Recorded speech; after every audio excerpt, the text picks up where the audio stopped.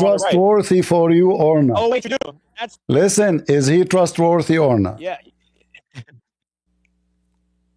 I don't hear, I take from where I don't hear you. there's evidence. I take from where there's evidence, and then where there's no evidence.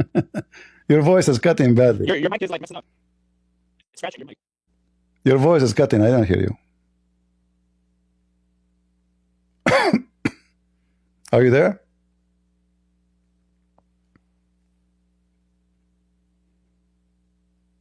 Can you hear me? Your mic's All right. scratching up. All right. So do you accept Okay. Ibn Kathir? Wait, let me answer. I said that Ibn Kathir is a mufassir, right? And we take from him where he has the evidence from Ka Allah, Ka Rasulullah. If he shows evidence from Allah and His Messenger and he makes a tafsir, then if I agree, I take. I don't have to agree. He's not infallible. I'm a Salafi. I take from Allah, His Messenger, and the first 3 generations. So is Ibn Kathir is good or not? Yes, for chapter 5. I sent you to 518. Open it. No, you see, I want you to give me a book you accept in full. Otherwise you are a hypocrite. You cannot pick up your cherry and say, I accept this, I don't accept. So are you saying to me, hold on. Are you saying, okay, you said to me, you are a certain kind of Muslim. Can you give me a Muslim book you accept to give interpretation for this verse? Sure. All right. Take Ibn Kathir, his tafsir. I take it. So you accept any tafsir of Ibn Kathir for the Quran. Do we agree? No, actually, you know what? For this argument, sure, I accept anything because you're a potato, so it's going to be easy to defend. All right, guys. Ibn Kathir, I accept everything he just from said, him. Go ahead. he just said he accept anything Ibn Kathir he say in the Quran. Do you swear by Allah? His tafsir. Do you swear by Allah? You will not say I don't, and you promise you will say I accept anything Ibn Kathir he says. If it's authentic, if the chain is authentic, I take from it. If you quote Ibn Abbas, he is Ibn Kathir. He's trying to set up the trap. He's trying to set up a trap. Ibn Kathir. What the chain of in the verse you are reading? There's a chain. Yeah, brother. Do you not know how Ibn Kathir makes tafsir? Listen. You said to me, I ask you, can you give me a book you trust 100% in your religion? Okay, the Quran. I take the Quran and authentic hadith. All right. 100%. So, go there. Yalla. Can you? Okay. As long you don't like Ibn Kathir no more, can you give me a hadith? Explain this verse in the Quran. May Allah bless Ibn Kathir. Now go ahead. What is it? Okay. Chapter 5, verse 18. Okay. Where in the Quran it says Allah He updated the term chapter 5, of using verse 18. our Father? Where? Yeah. Go to 5:18. Yalla. I have it in front of you. Read it first. Okay, now read it. Read it in front of you. Read it. Read it. No, I don't. You're gonna get cooked. I don't like to read it. Read it. It's you who chosen it. Why don't you want to read it? It's you who chosen it. Okay, at least make it bigger if you want me to read it. Don't you know the Quran by heart?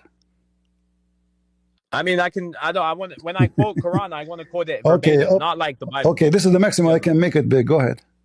All right, yalla, that's good. And both the Jews and the Christians say, we are the children of Allah and His loved ones. Say, why then does He punish you for your sins? Nay, you are but human beings of those He created. He forgives whom He wills, and He punishes whom He wills. And to Allah belongs the dominion of the heavens and the earth and all that is between them. And to Him is the return of all. Yes. So you see clearly there. So He chastises the Jews and the Christians for saying that they're the children of Allah and that they're loved by Him. But Allah says, aren't you punished for your sins? How can you be my children if you're being punished for your sins? Are you done?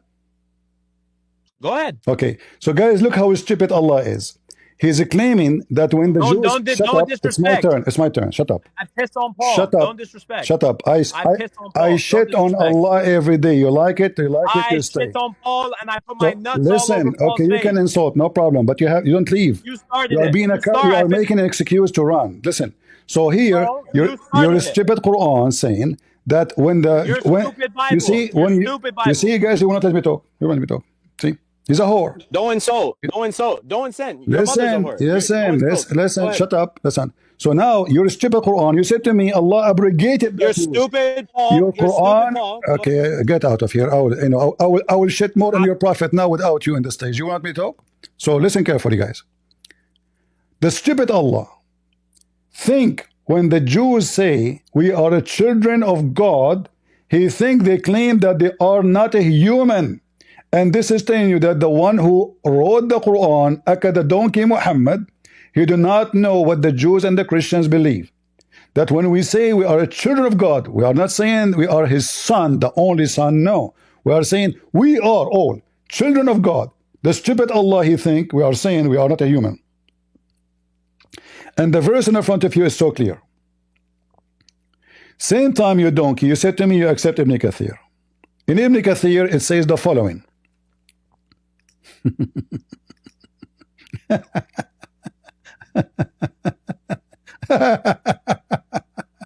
Hilarious.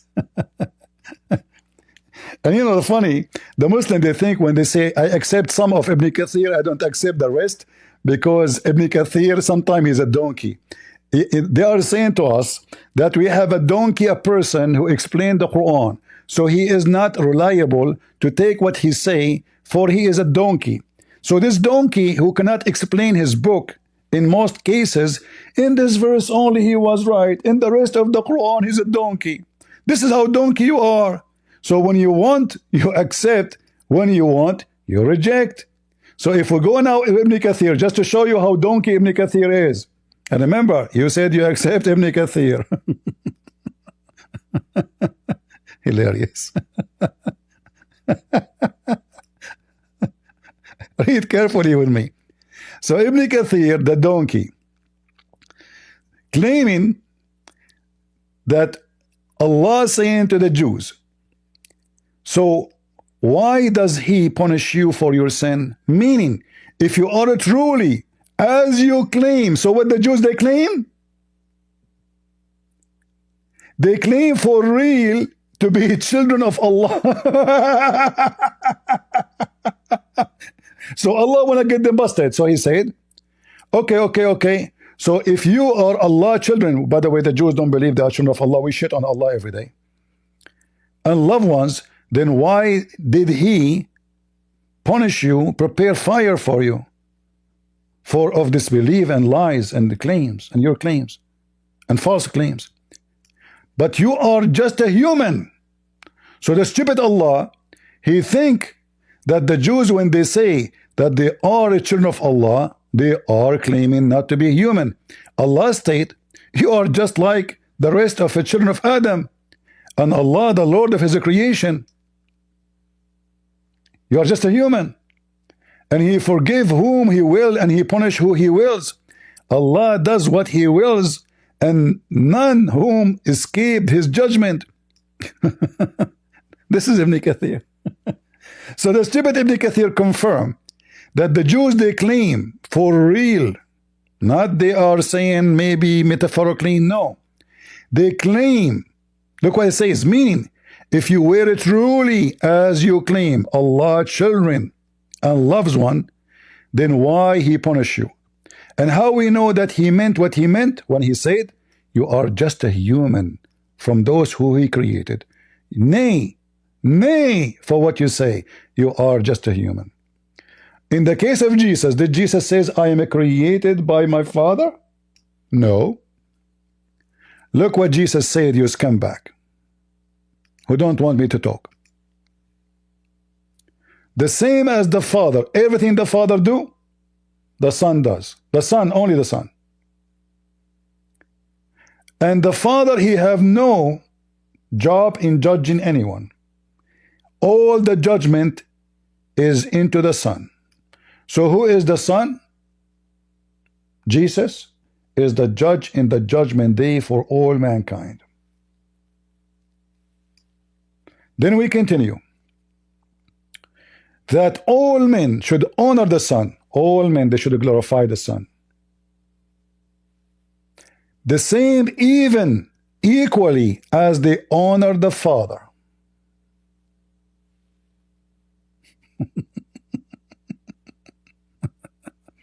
Even the Father, he honored the Son. Verily, verily, I say unto you, he has heard me my word, and believe in him and send me, has everlasting life, and shall not come into condemnation, but it passed from death into life. Verily, verily, I say to you, the hour is coming, and now, when is the dead shall hear the voice of the Son of God. The Son of who? The Son of God. They that hear shall live. Even the dead, they shall hear the voice of Jesus.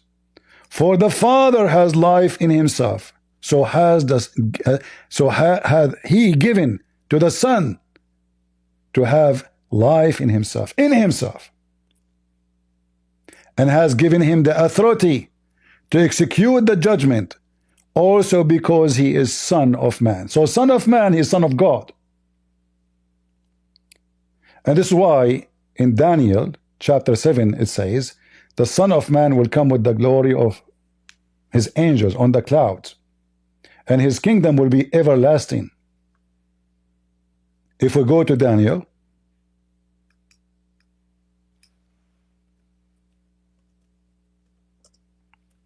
so a stupid Muslim, when I explain to us our book, and you think by shouting and jumping from place to place like a monkey, he can make a point. Why Jesus he used the word the Son of Man? In the same chapter, Jesus he used two terms, Son of Man and Son of God. But we know that even in Islam, Jesus is a son of no man. He's born of the Virgin Mary, the Blessed Mary. So how he's a Son of Man? Jesus he explained to us. Look what Daniel says.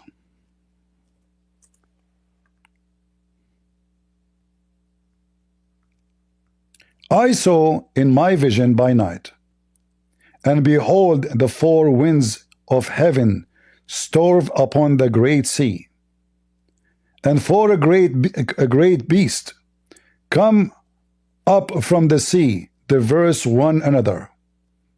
And we can read the rest, but the important part for us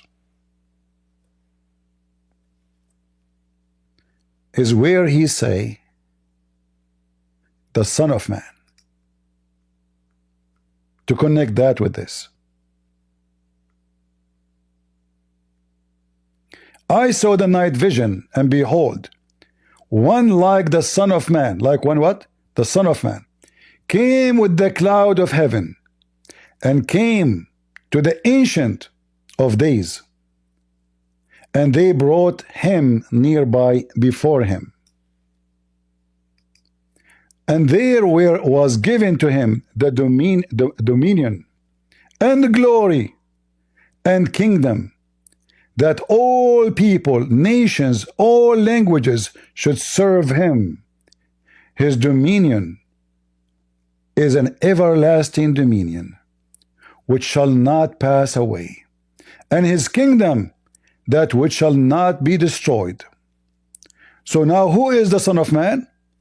That is Jesus. So going back to John, which he chose of his own, Jesus here he mentioned he is a Son of Man, which Daniel he prophesied about him. He saw a vision from Jesus about Jesus. And Jesus himself, in the same chapter, he called himself the Son of God, who even the dead will hear his voice, who he can resurrect people from death, who he have the judgment over mankind. The Father don't have judgment. It is the Son who have judgment. And then the Abdul one tried to prove to us that Jesus was cursed. Remember, the start is Jesus was cursed. So you brought a false argument about Jesus being cursed. In fact, Jesus, he took the curse from us. So what the Abdul, they say they are very sneaky and they are very big fat liars. How Jesus can be cursed if he is forgiven sin? He said, I said, Jesus forgives sin. What I'm trying to say to him, that Jesus is God. He said, Prophet Muhammad, he forgives sin. I said, what? He said, by Allah, by Allah. See, he took it back. What does this have to do with Jesus? Jesus, he did not say, by Allah, I forgive your sin. Jesus says, go and your sin is forgiven. Go and your sin is forgiven. Now, you said you want to answer about your prophet being cursed in the Quran. You failed to answer. You want to answer? Yo. Hold on. Let the truth answer. Let the truth answer. Okay. Wait. Okay. Hold on. Can I? You made a couple lies. Let me respond. Yeah. And then we'll go to what you said. So, guys, in 518, look what he did in the tafsir. He chose the part, why do you punish for sins, but missed the part where Ibn Kathir says, and the Jews and Christians say, we are the children of Allah and his loved ones. They claim we are the followers of Allah's prophets who are his children, who he takes care of. He also loves us. The people of the book claim in their book that Allah said to his servant Israel, you are my firstborn. But they explained this statement in an improper manner and altered its meaning. Some of the people of the book who later became Muslim refuted this false statement, saying the statement only indicates honor and respect, as is common in their speech at the time. The Christians claim that Isa said to them, I will go back to my father and your father, which is John 20:17, meaning my Lord and your Lord. It is a fact that the Christians did not claim they too are Allah's sons, as they claimed about Isa. Rather, this statement by Isa only meant to indicate a closeness with Allah. So if by son, you mean that you indicate a closeness with Allah, like you do with Jesus, then of course. But we abrogated this term. That's why the verse came down, to abrogate it. Just like in Hosea 2:16, it literally says, you will no longer call me bad. Are you done? Anymore. Are you no, done? I'm not. I got give me like wait, 10 more seconds. No, don't mix things. Hold on. No, one by one. You said I chosen a part. I have to answer you about what about Ibn Kathir. Why you're changing? Hold on. You said right, go up. Okay. Go up. Hold on. No, up. You said that I chosen a part, but the part is what the Jews claim. Ibn Kathir. Go up. Ibn Kathir. Go up. Don't be scared. Okay, so now go up. Okay, hold on. So now is Ibn Kathir Ibn Kathir qualified to explain what the Jews believe, or he qualified to explain what the Quran believe? Ibn Kathir can explain all. He has historical basis for what he's saying. All right. Even the early Christians. All right. Do you want me to show you early Christian sources? The Ebionites. All right. Christians. Okay. I will go with you. So guys, so Ibn Kathir, he is qualified to explain the Quran. He can explain any book. Okay. Yes. All right. Yes. Read with me carefully. No, he's gonna bait and switch. No. Bait and switch. Either Ibn Kathir cannot understand his book. If Ibn Kathir cannot, if I can prove Ibn Kathir cannot understand his book, that means he cannot explain our book or your book. Is that fair? Wait. Wait. Hold fair? on. You deny what he said? Fair? Is that fair? No, that's not fair. That's called an equivocation. Hold on. That's called an equivocation According fallacy. to Ibn Kathir, Muslim women, she have a sperm coming from her ribs according to the Quran. Do you agree? I love it. You want to talk about this? Okay. Chapter 86, verse 6 and 7? You want to talk? All right. Okay, so read it to me. It's in the front of you. Read it. Look how, guys, look how you ran. No. You see, you choose Ibn Kathir. Okay. You are the one who came back. You're running. You are the one who came back to Ibn Kathir. You said, guys, he selected the part. He selected, okay. Yeah, he did. Okay, so now you misread the part. I am going to select a part, and you tell me Ibn Kathir is telling the truth or he's lying. Go ahead. Okay. Read for me. So you want to switch subject? No, I'm not. I'm not switching subject. We will go back. Don't worry. No. Okay. Our subject became Ibn Kathir. What does this have to do with the Jews Ibn Kathir, if he is a qualified, because that will prove if Ibn Kathir is a qualified or is a donkey. Okay, Ibn Kathir knows more than you. Who are we going to trust, Ibn Kathir or you? Sure, Ibn Kathir. So read then. Okay, here. No problem. Watch what I'm going to do to him, honey. Here. He is created from a water gushing forth, meaning the sexual fluid that comes out bursting forth from the man and the woman. Thus, the child is produced from both of them by the permission of Allah. What's wrong with that? That's scientifically true. Continue. Okay. Proceeding from between the backbone and the ribs, meaning the backbone or loins of the man and the ribs of the woman, which is referring to her chest. What's the problem? It's still scientific. So there is a sexual fluid coming from the woman's ribs and make the baby born? Wait. It doesn't say that. It says Read what it says. It says proceeding. Okay, hold on. Let us go back. Let's go back. It says that, potato. It says, my God. Meaning, read carefully. You are deaf and blind like your prophet. sexual fluid. No, that's Listen, Paul. That's Paul when he had the thorn stuck in his side. Sexual fluid come out, bursting forth from the man, and the woman. So what is a bursting forth? A liquid, correct? Okay. Yeah, from the testes. Do you know where the testes is in a man? According to the Quran, there's no testes. There's a backbone. No. Where's the testes coming from? I'm going to teach this guy science now today. Where's the testes? According to the Quran, it's coming from the backbone. Where's the testes? According to the Quran, it's coming from the backbone. I got you. Where's the testes? All right. Where's the testes? Where nowhere in the Quran is mentioned testicles.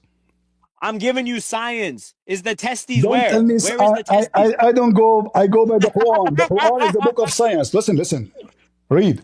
It is. It is. The Bible is the book of full science. Okay. Whatever you say, whatever you want to say about the guy. Now, it's a sexual fluid coming bursting forth from both the man and the woman. What is the sexual fluid bursting out of the vagina will make the baby be born? Sure. Yeah. From the man, it comes from the testes, right? From the man, it comes from the testes, and the sexual fluid of the woman comes from the egg. The egg and the egg. So now what? The egg? The egg? So yeah. But it says in the Quran from the ribs. No. Proceeding from between the backbone and the ribs. No, the man backbone and the ribs of the women. Where does it say the ribs of a woman? It's in front of you. Read it. You can't read? No. And the ribs of the woman. But what's coming from the ribs of the woman? The liquid. Read the next part, which is referring to what? Her chest. Her chest. So hold on. You know what liquid comes from a woman's chest? Watch this. Watch how silly he's gonna look right now. Do you know what liquid comes from a woman's chest? It's talking about sexual fluid. No, it's not. It's saying how to create the baby. Abdul, you are a fraud. You are a fraud. It says a sexual fluid. Listen, meaning the sexual fluid that come out bursting forth from the man and the women. And now he explained where it's coming from the man and where it's coming from the women. You are a coward. No, guys, it doesn't say that. Listen. Meaning, how am I a coward? Listen, Potato. This is recorded. I will make you. I will make you famous. You know what? I challenge you. I'm gonna make you famous. I challenge you. I challenge you. I challenge you to a formal debate on listen, Mutaboy. I challenge you to download this video. I challenge you to download this video and post it in your channel. So now, guys, in the front of you. I don't have a channel. I smash people. All like right. you Okay. No problem. So now, listen. I don't make YouTube okay. Like you said. Yeah. There's testicles. But here it says, what did I say? Proceeding from between the backbone and the ribs. The backbone of the man, the backbone, there's no testicle, and the ribs of the women. So now, what you said, it says, read the second part, you said it's referring to her chest. So it's a gushing fluid. Perfect. Gushing fluid. Yeah. And this gushing fluid come out of the vagina, correct? Brother, listen. Don't call me brother. Testes and ovaries. I warn you. Listen. Okay. All right. Sorry. No, just answer. Just answer. Listen. Just answer. Yeah. Just answer. Okay. He's running. Is this liquid which coming from the chest? Is this liquid which coming from the chest come out of the vagina? Yes or no? Okay. The liquid comes from the ovaries, right? Which comes during the first weeks of pregnancy from the fetus. There. Are you sure? Yes. Your prophet got you busted. Your prophet got you busted. Read it. Watch, I knew you were going to say this. I knew you were going to. Watch this. This is authentic hadith. Watch this. Watch how I'm going to embarrass you on this. The backbone of a man and the ribs of a woman. It is the yellow. It is the fluid yellow and fine in texture. The child will not be born except from both of them. That didn't bust me. You're an idiot. That's not even the right hadith that you were trying to go to. Do you accept? So what is the yellow? What is the yellow fluid come from the women? Yeah. So science says that the yellow fluid that's coming from a woman is her healthy fluid, right? That is coming after it's been through the ovaries. That's what they say in science. What ovary? It's coming from her vagina, right? Do you know where the ovaries are? Are you that slow? Do you know where the ovaries are? What is the ovary? I'm asking you. Do you know where the ovaries are? I don't know. Tell me. You're the doctor. Go ahead. Listen, I'm more of a doctor than you. All right. The ovaries are literally in that area. It's called the vaginal canal. All right. It's in this area. Has the ovaries. All right. Right, of the woman. All right. And the fetus. Okay. That's how a baby is. And that made. is coming from the chest of the woman. Okay, the chest of the woman is referring to where the baby is born from. She's in the rib cage, the chest area. No, it says a sexual fluid. You are a fraud. You are a fraud, and you are trying to manipulate the Quran. No, it says it clearly. Okay, let us read again. I don't know. You see, guys, it's a nice comedy. Anyway, we're having fun. So listen, proceeding. So what is a proceeding? A sexual fluid. A sexual fluid. What the sexual fluid is doing is bursting forth out of what? Out of the body of the man and out of the body of the women. So now the sexual fluid of the man is proceeding from the backbone. And the sexual fluid, you know when a girl has an orgasm? Do you know when a girl has an orgasm? Does she release fluid? I know your dick is small, so with you it doesn't. But with regular people, the girl releases fluid. You didn't know this. What does have to do with okay, hold on. I will go with you. But you're laughing. Okay. Fluid being is that a fluid? Is that a fluid which is coming from the women's vagina beside the gender of the baby? Both of them, they XX and XY chromosome. No, the man has the X, we are talking about. And the woman you has say, the XX. hold on. You say there. Well, you hold say. on, You he's embarrassed. Listen. You said that this liquid coming from the ovary, correct? Yeah, it's coming from the ovary and fetus. The baby is held in the now chest. This liquid coming from the ovary, does it decide the gender of the baby? Both parents have a potential XY or XX. No. If the woman's genome dominates, the baby will be XX and a girl. If the man's sperm Y will dominate, he'll be XY and a boy. No, you're a cook. Listen, absolute right. You're a prophet. You're a prophet, and they get you, boss. You're a prophet. You will not let me talk. Let me talk, right? Okay. You're a prophet says. I know what you're a prophet says. If the women have orgasm first, the baby will be a girl. I agree. Yes, this is when he was talking to Abdullah bin Salam. So guys, he said, "Give me the three things." So guys, you agree.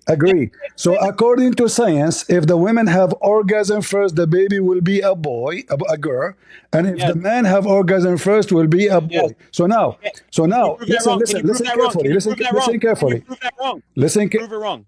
Prove me wrong? Yeah. No, prove the hadith wrong. Who care about who comes first? Who care about who comes first? Prove it wrong. You're laughing at it like it's wrong, but prove it. Okay, wrong.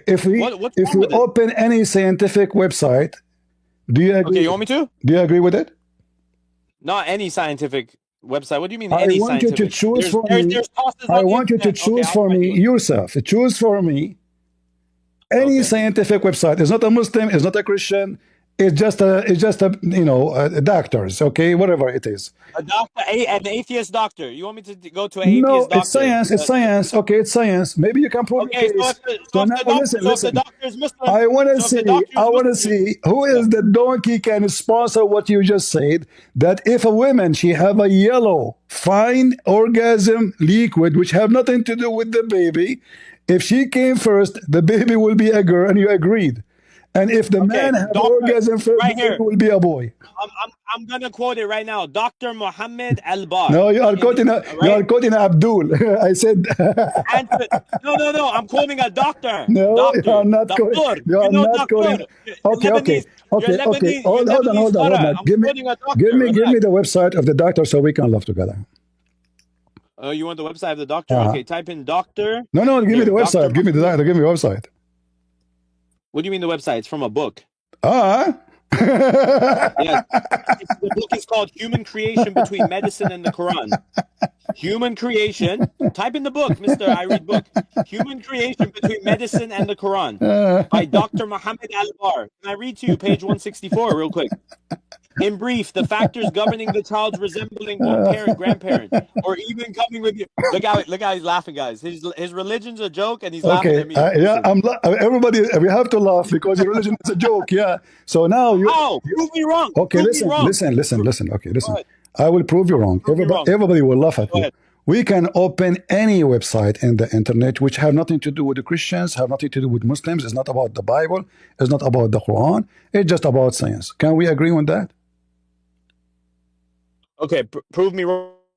Okay. So, have you ever heard of something called a chromosome? I just taught you what chromosome was. X and Y is a chromosome. So what the fine yellow liquid which is coming from the women's vagina have to do with the chromosome? wait, are you switching from... Wait, you made 2 points. You said whichever one of them comes first, and then you laughed at that, and now I refuted you. Now you want to talk about... How you refuted me? Liquid. Guys, you refuted me. How you refuted me? I did. Okay, so now you want to talk about why her liquid is yellow, correct? No. I'm saying, no, I'm not saying why it's yellow. Yellow means she have an infection, by the way. She have a sexual infection. No, always. No, that's not true. Always. They have sexual, the wife of Muhammad, they have sexual infection. Okay, hold on. Link up. Bring me one doctor. This is why Muhammad... Bring me your best Christian doctor. Okay, hold on. So, if we... Bring me your best Christian doctor. Listen. No, I don't want to bring you a Christian doctor. Do you agree? Okay. If you choose for me any website, just search what determined the sex of the baby. Okay, we can make it easier. If I have orgasm first, is that affect the baby gender? Yes, prove it wrong. I just read you a source that proves me right. Prove me wrong. Guys, he just laughs it off. This is embarrassing.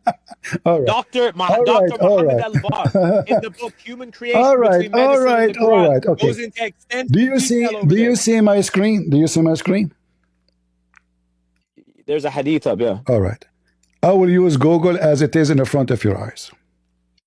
Pastor Google? Yes. You're going to use Pastor Google? Yes. Bring me a book. Yes. Bring me a authentic... Okay, I asked Google, doctor. If a man have orgasm first, is that affect the baby gender? He went to the AI. Answer no. AI. Listen, shut up, son of Muta. Shut up, son of Muta. No. Whether a man has orgasm first does not affect the gender of the baby. The sex of the child is determined solely by the chromosome carried by the sperm. The sperm only, not the women. Fertilize the egg. So the sperm of the man only determine the gender of the baby. So your prophet was talking about a baby made by the women and the man's sperm is white and thick, and the women's semen is yellow and fine. Okay. And whichever of them comes first, the baby will be created. Okay, you ready? Are you done? Did you finish? Okay, perfect. Okay. Number one, who wrote this, what you just read? AI. Who? Mr. AI, Prophet AI. Okay, who is AI? A robot? You're going to a robot. Type into AI right now. Ask AI Prophet which Saleh. is the correct Prophet religion. Saleh. AI. Okay, listen. Okay. Why you don't give me then? Listen. Okay, why you don't give me? Listen. Okay, listen. I give you an option. I gave you a book. I just gave you no. You are reading for me. Abdul trying to defend the Quran. No, I didn't. I'm giving you a book with a page number. No, this is Abdul. We don't take Abdul. No, it's not. Okay, here. Abdul, they think that the sun set in murky water. Women have a semen coming from her chest. So look what happened. But your God. Listen. The sun got stuck in the sun. Your God thinks that insects have 6 legs. Your God thinks the earth is flat. Just get out of here. Just get out of here. Yeah. I wasted time with him. So we got you busted. It's recorded. People would die laughing at you. So guys, the stupid Muhammad, he think that Allah created the baby in such a silly way. A woman, she is his auntie. She came to Muhammad. Obviously, she is a whore. Later, she offered her vagina to the Prophet to F her. Muhammad, he said to her, hold on, Annie. Can you not be disrespectful though? Like, hold on. Listen. All right. So this woman, she was touching herself at night. She came to Muhammad and she is asking him if she should wash his vagina because she have an orgasm. And this is the hadith. And this is what triggered all this story. So she came to him. She said, I see the same as the man he say. So should I wash? Muhammad, he said, yeah, you should. The wife of Muhammad, because Muhammad, he never been able to have to give her an orgasm, she said to him, do even women get discharge? His wife, she could not believe it. Do women, the wife of Muhammad asking, do women have discharge? Muhammad's wife, she never have orgasm. He said yes. If she noticed water, I discharge in her vagina. So this is a water in the vagina coming out, not something in the egg. It's not an egg. Salama smiled. Does women get discharged? This is the wife of Muhammad. She never have a discharge. Muhammad never had sex with her correctly, or maybe he never have sex. Allah apostle said, then why the child resemble its mother? So Muhammad, he think Allah told him in the Quran chapter 86 verse number 6 and 7 that the women, she have orgasm, and that because of the orgasm and the liquid come out of her vagina, that determine why the baby look like her. But we know that this is absolutely false. Most of Muslim women, actually, they never have discharge. As we see, even wife of Muhammad, she never have orgasm. So a woman having orgasm or not having orgasm does not affect she will have a baby or not. It is the man semen which is going to fertilize the egg, is going to determine the gender of the baby. Nothing else, nothing more. Muhammad is a fraud. He's a liar. Go ahead, Henny. What do you want to say to us? Yeah. I just have a couple questions. What is your comment about your prophet predicting how the baby is made? I'm not knowledgeable on that, so I'm not going to speak on it. Allahu Alam. What do you mean Allahu Alam? So, this is Allah. Allah is talking. I don't know. I don't know. I'm not gonna talk about something I don't know about. So can we not? I'm not gonna. I don't know. I don't know. Is an excuse to run away from something embarrassing. No, it's me telling just give me a comment. Just give me a comment according to what you heard from me and your friend, from me and your friend and your prophet. Do you think it's correct to believe that the woman having a liquid coming from her vagina is the reason for the baby to look like the mother? I'll have to look what the scholars say. It says what? I'll have to look at what the scholars say. Hey, the scholar, they said yes. You see Ibn Kathir? Whatever the scholar says, I agree with it. That's fine. All right. So can we talk? Can I ask you? So you agree that women liquid coming from her chest. For the sake of argument, I agree. That's fine. No, there's nothing called for. No, I don't play games. I'm not a kid. So do you agree with the Quran saying that liquid? Yeah, but you were talking this topic with someone else, though. Like, I'm not trying to talk about Why not? Why not? You came here and we are talking about. I want a Muslim to confirm to me how stupid the Quran or how smart. So now, the Quran, you said the scholar, they said yes, it is a liquid coming from the backbone of the man and the ribs of the women, and that liquid of the woman is yellow, and that liquid make the baby look like the woman, the mother. Do you agree with that? Whatever the Salaf says, I agree with it. Okay, so he agree, no problem. Now go. Yeah, no, if we're being the Salaf, whatever the Salaf says. Yeah, but don't speak so fast. Yeah, go. I'm not speaking fast. Okay, can I ask you a question? Go ahead. Come on, bro. I mean, this is how Muslims. The Muslims, they come to me. The Muslims, they come to me. Always they speak the same way because they don't want me to talk and they don't want me to hear. They don't want anyone to. So they escape the embarrassment. Yeah, okay. But you like to overtalk. Okay, so now give me your question. All right. The question is: do you believe that the followers of Jesus in the first century, like John the Baptist's disciples, did they believe in the Trinity? Is what? You're speaking so fast. I can understand what. I'm not okay. Maybe you just can't track. All right, open up your ears. Mm-hmm. All right. Mm-hmm. Did the first century Christians, right, and the followers of Jesus, like John the Baptist and his disciples, did they believe in the Trinity? You said John the Baptist? John the Baptist, the disciples, the followers of Jesus, did they believe in the Trinity? Did Jesus saw the John the Baptist?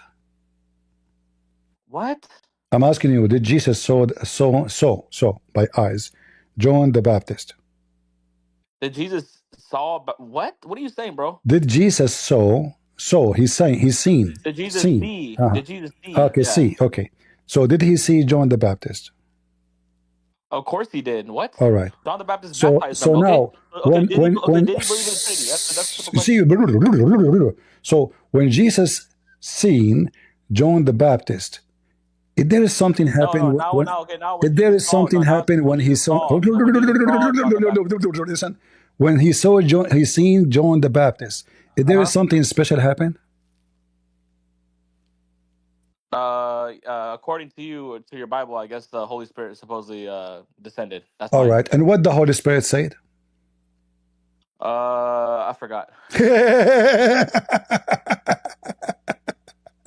That's irrelevant to the question. No, it is.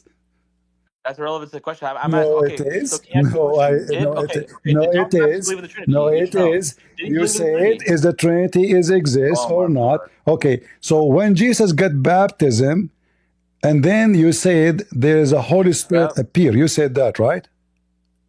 Okay, I'm asking you a question. Okay, so John the Baptist believes in the Trinity, correct? No. This don't change topic. So listen. So when That is the Jesus topic. Jesus What the got fuck are you talking baptism, about? That's the hold topic. on. Okay. So when John the Baptist he baptized Jesus, what the voice from the sky came and said for everybody, including John the Baptist? It says, "This is my son, who I'm well pleased with," or "This is my beloved son, who I'm well who pleased is with." talking? The Father is talking. But you said there isn't you are saying that the first people in the Christianity don't believe in the Trinity. Yeah, exactly. Acts chapter 19, verses 1 to 5. Get out of here. What do you mean get out of here? Just get out of here. What? I don't have time for it. Why didn't they know who the Holy Spirit was? You are Acts a chapter 19, hypocrite. they didn't know You who the are Holy a Spirit was. hypocrite potato. Change your name and come back. So the Bible is so clear.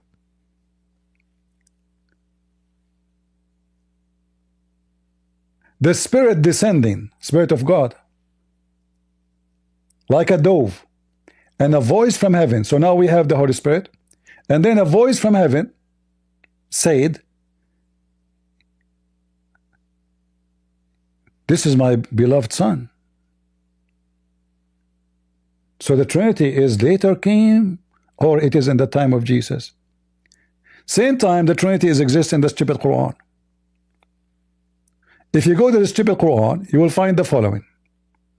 If you open the first verse in the Quran, Allah, He called Himself 3 names. In the name of Allah, Ar-Rahman, Ar-Rahim. 3. Allah, He command the Muslims to say His name 3 times when they pray. He command the Muslims to do ablution in the name of Allah, Ar-Rahman, Ar-Rahim, 3 times. He command the Muslims to wipe their hands 3 times, their face 3 times, their feet 3 times, their face, their nose, put water in it 3 times. Islam is religion of the Trinity. Muhammad himself, when he talk, even when he say Assalamu alaikum, he have to say it 3 times. Islam is based on 3. The 3 musketeers, Allah and Muhammad and Jibreel. If one of them is missing, Islam does not exist. You want to come back, truth? Are you sure? All right.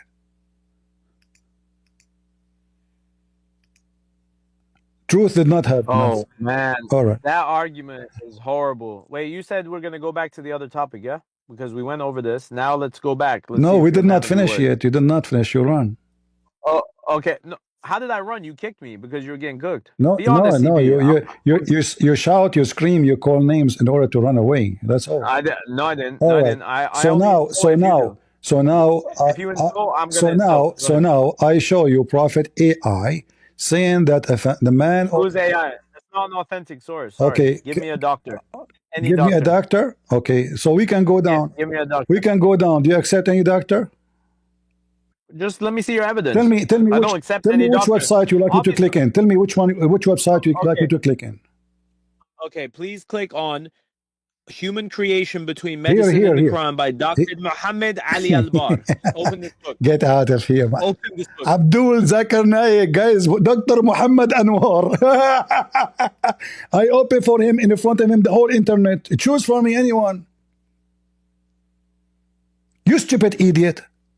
Dr. Muhammad Ali Anwar. I mean, it's obvious he is not biased. Don't come here, you kid. Stupid kid. Dr. Muhammad Ali Anwar. Hey, come on, Dawa. Come on, let us have fun. Dawa, you can do better. CP, if you can answer my question, I'll answer five of yours. First, we have to finish this topic. What do you think about your prophet? Yeah, I can't hear you. What's going on? Oh, go ahead. You can hear me now? How do I put it on speaker?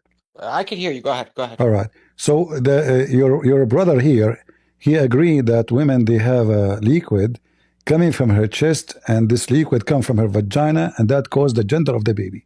Do you agree with him? Okay. Yes, he brought you a scholar as well. What's the issue? He brought me a scholar. What's his name? I don't know what the name of the scholar is, but I know that he quoted a scholar for you. I quoted for Dr. Muhammad Ali Al-Bar.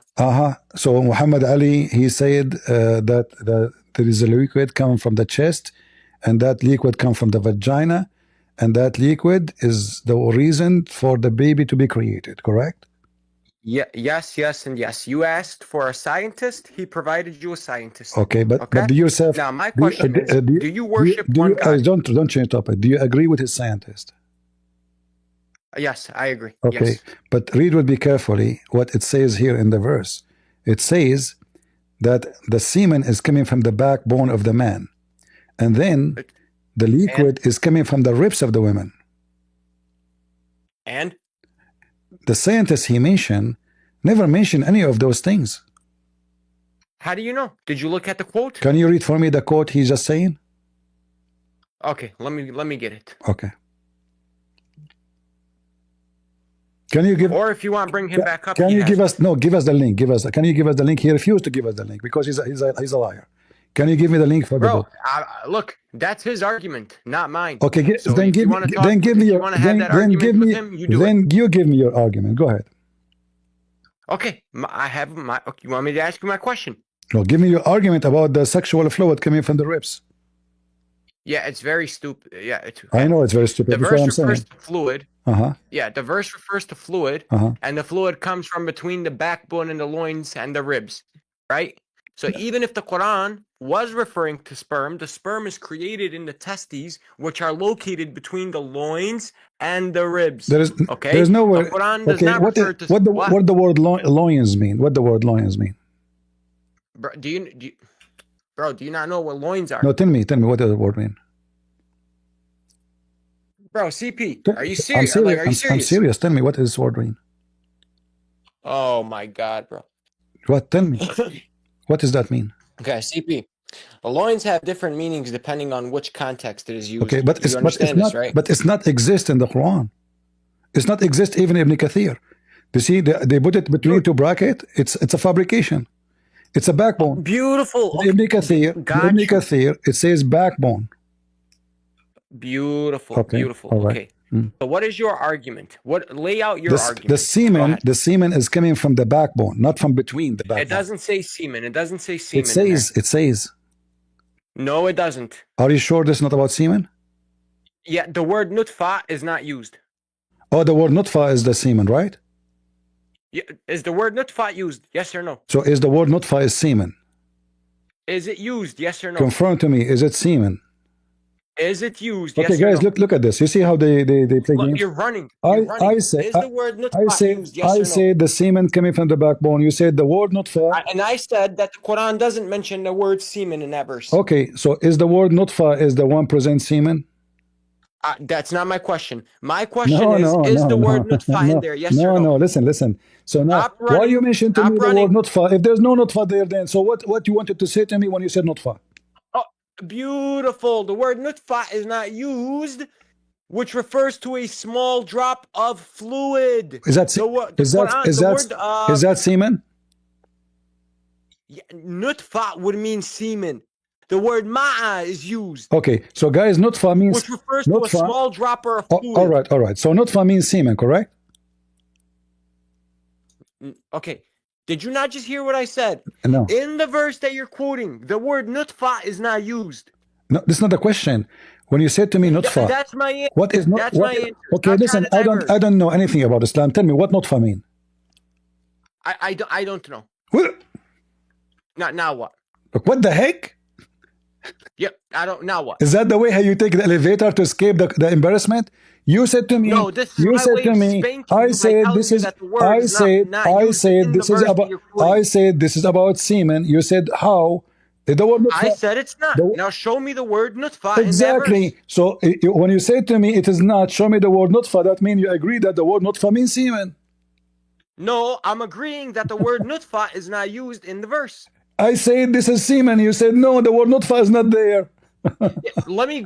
I'll grant you that it's semen. Go ahead. No, don't grant me. Tell me what you believe. I'll grant. Go ahead. No. Okay, is it semen or not? Be honest.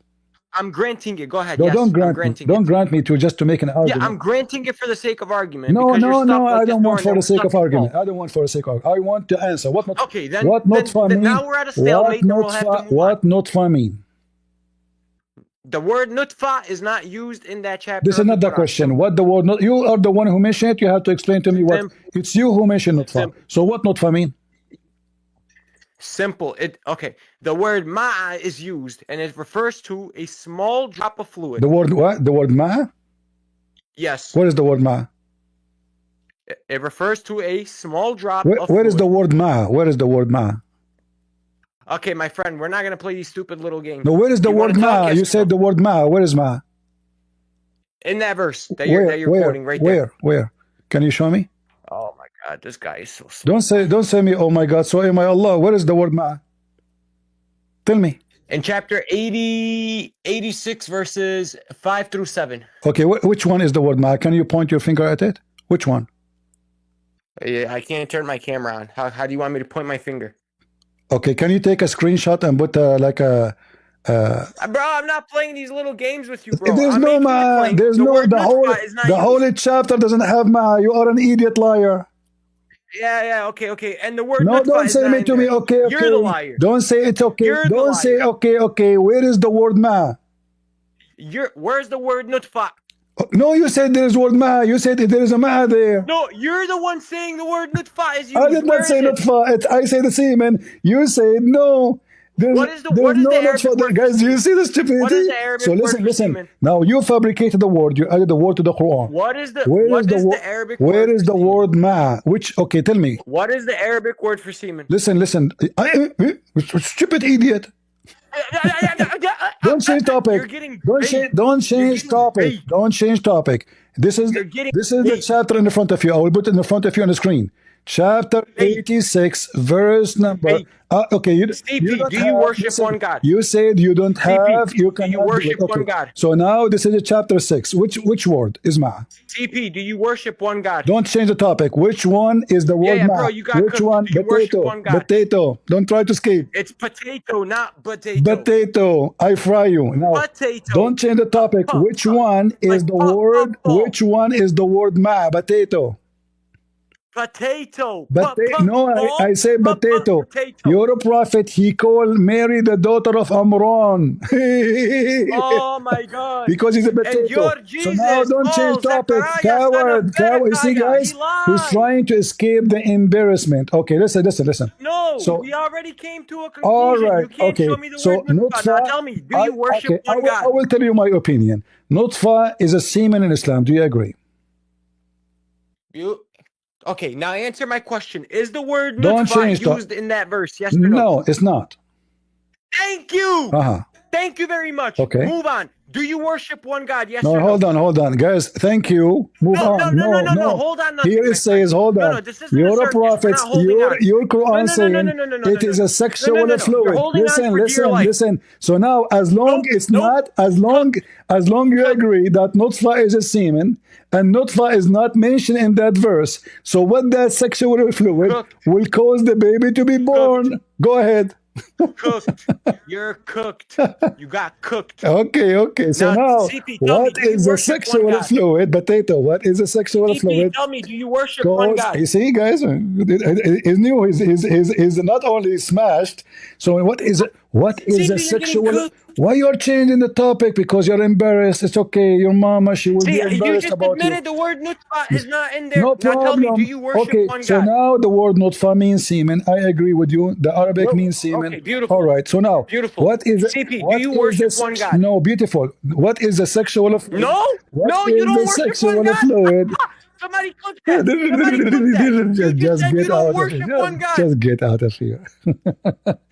I'm kicking you out just for the mercy's sake. Now, what's your God? Tell me about your God. One God, huh? Tell me about your God. Okay, Abdul, I'm talking about the sperm and semen. And now, what? Talking? Hey, Ahmed, how are you doing? Hello, Christian Prince. How are you doing? I'm all right. How are you doing? So what do you think about those guys saying, are you a Muslim? Yes. All right. So what do you think about the sexual fluid which caused the baby to be created according to the Quran in chapter 86, verse number 6 and 7? Yeah, well, I personally think it's wrong. I'm personally a student of medicine, and I know how a child is created and what determines the gender, and this is wrong. You are a student of medicine? Yeah. And you believe this is true or wrong? What? What the Quran is saying. Oh, no, it's wrong. It's wrong.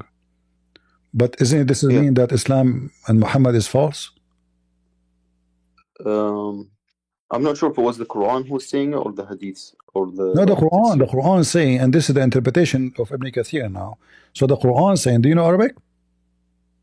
Yeah. All right. So it says here, you can open the Quran. Let me show it for you on the screen here. So it says here, look at the human, how he's created. He's created from water.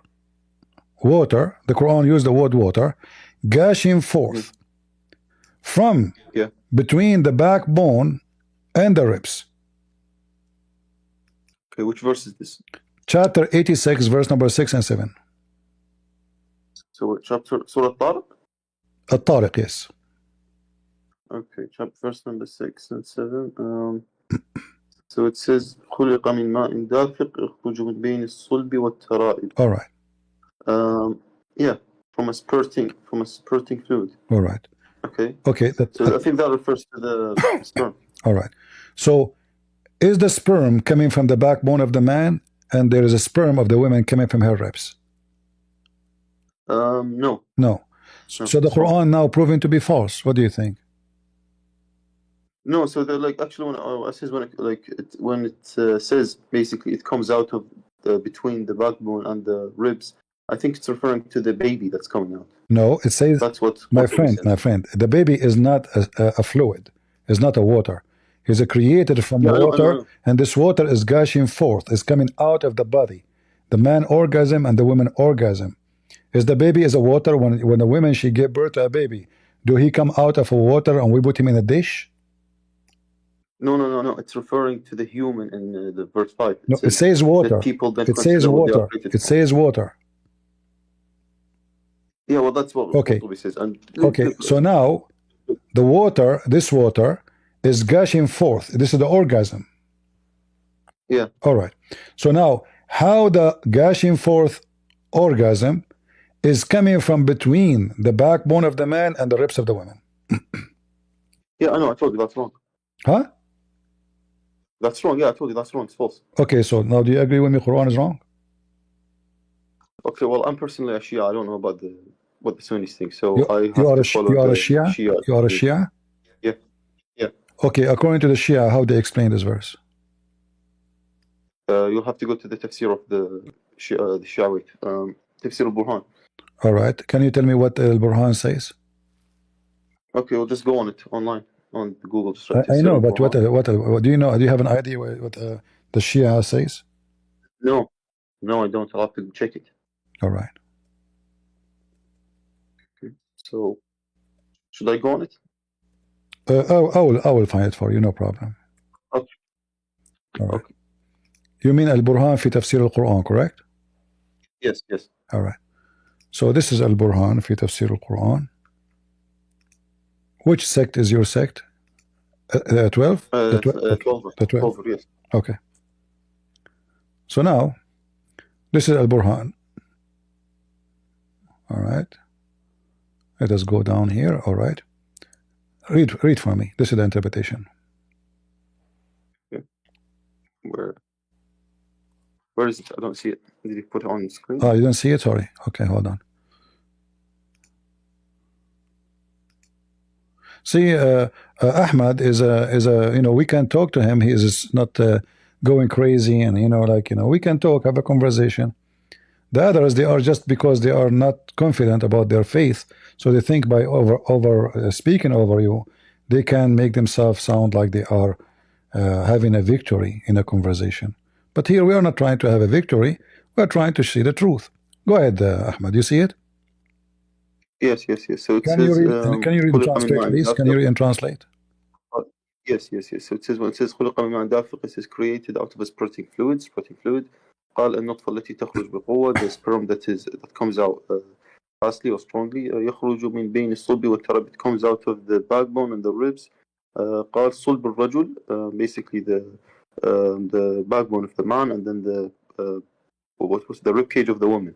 وهي عظام صدرها, and it's basically her the bones of her chest. إنه على رجعه لقادر, and he can bring him back in. All right. So do you agree with it? Yes. No, I personally don't agree with it. So the Quran is wrong? Yes, I guess in this part it's wrong. Yes. Okay. So what is your religion now? I'm personally not sure right now. All right. If there is anything can make you hold into Islam? I mean, if this is wrong, this cannot be from God. I mean, this is really stupid. Yeah, I know. It's not this. It's actually a story of Dhul Qarnayn that really basically. Oh no, all the Quran is stupid. I mean, there is no single story in the Quran. Like when we read about the creation of the baby in the Quran, it says that the semen become a dead blood, and then dead blood become a lump. You know the story, right? Yeah. So this is from, I think this is from like Galen. Yeah, I think this is what Galen's explanation was, and this is basically this was like an earlier. It's a stupid book. This cannot be from God. Yeah. So why you don't leave Islam, Ahmad? Well, I'm considering it. Well, like, what will I leave it? What will I leave it to? If there is something still holding you not to say I'm out of Islam? No. So why you don't say I'm out of Islam? I don't know. I live in Iraq, and it's dangerous to leave Islam. Okay, it's dangerous. What dangerous? I mean, I mean, are you going to follow something? You just say this is stupid, so you decide to be. I mean, is it? I don't want to be rude to you, but isn't it stupid to follow something stupid? Yes, it is. So you should leave Islam. Yeah, I know, but I told you there's apostasy laws where I live. So you left Islam now? Yeah. All right, wonderful. I left it a long time ago. Oh, okay. So anything else I can help you? Yeah, so basically, you talked about, I listened to your live stream like a few weeks ago, and you were talking about Iraq, like when ISIS invaded Iraq, and how al-Sistani created the Popular Mobilization Forces to fight against ISIS, and he was responsible for the destruction of ISIS in Iraq. And? So you were talking about, you said that ISIS was destroyed by a fatwa of the greatest Shia Ayatollah. Right. Yeah. But this is not totally accurate. I'm saying, what I meant to say, that the fatwa made by this leader of the Shia the Sistani, made the Shia bear arms and go to war. However, the real one really behind, I mean, they fought in the ground, yes, but the real one who destroyed the ISIS, it was the American and the Russian. Otherwise, the Iraqi are doomed. Almost ISIS took over the whole country until the American help came, and then things switched upside down. And actually, until now, the Iraqi government asking the American to stay because they are not sure if they can sustain their power over Iraq if the American leave. So what I meant that one fatwa, I mean that the Shia, they obey one man and they are willing to go for war for his sake, if he command. Yes, but you said they were like scared when ISIS came in because of the Spiker massacre, where they killed the 1,700 soldiers, cadets, and they like threw their bodies down on a river. Yeah, but both of them, both sides, they did massacres too, because after that, you know, in the beginning, the Sunni, they were killing the Shia, and I saw videos made by ISIS. They were even driving in the highway. Any car is in the highway, they shoot them, you know, right away. And if the person is lucky, they stop the car and they ask him to pray, because Shia, they pray differently and they don't know how to pray like Sunni, so they can be exposed in 2 seconds if they are Shia or Sunni. So if he pray like Sunni, they will let him go. If he don't pray like Sunni, they will shoot him dead right away. However, the Shia, after that, they start doing the same to the Sunni, and they killed a lot of Sunni. Okay. And that was the Iraqi army, or was it the militias? You know, those are the militant which like being commanded by the Sistani, the Shabi, Hajj Shabi, you know, and all the other, and all the other militant. Like you have a guy, they call him Abu Azrael. Yeah. Okay. If you go right now, you can search for his video. He hanged a guy from ISIS and he was cutting him pieces. Did you see the video? No, I never saw that. And even he did barbecue the man. Oh, really? Yeah, this is a Shia. So Shia and Sunni both, they commit a lot of crimes. This is what Islam is about. Yeah, did you see that the Iraqi parliament yesterday passed a law allowing people to marry girls at the age of 9 years old? Yeah, because this is what Muhammad did. Yeah. Muhammad did at the age of 6. At least they did not go to 6, because they can go to 6. Muhammad, he married at the age of 6. Aisha, she was 6. Yeah, I know, yeah. Yeah, so the Iraqi government just now allowed basically religious leaders to basically marry off girls at the age of 9 to like old men, like they can be 50, 60, 70. Yeah. And yeah, this caused like a lot of outrage within like international. You know, pervert culture. Yeah, I know. This is like, I think Iraq is like the only country in the world which has it that young, 9 years old. No, many Islamic countries, they do that. Like in Saudi Arabia, like especially between the tribes, and Yemen, in Somalia, in, you know, most of Islamic countries, they don't even have a law. You go and you give your daughter to someone, and he sleep with her. There's no need even for witnesses. You know, you go to. I remember once there's a guy, and you know, he spoke to me. He was in Rush. He's a Bedouin. I said, "Where are you going?" You know, because I have I need something from this guy. You know, he is a Bedouin. He have sheep, so I supposed to get some like let us say, you know, good quality milk. He said, "I'm going to get this guy. He borrow money from me. Even he give me the money, or I will take one of his daughters." Right away, he came back. One of the daughters in the back of the truck. You know?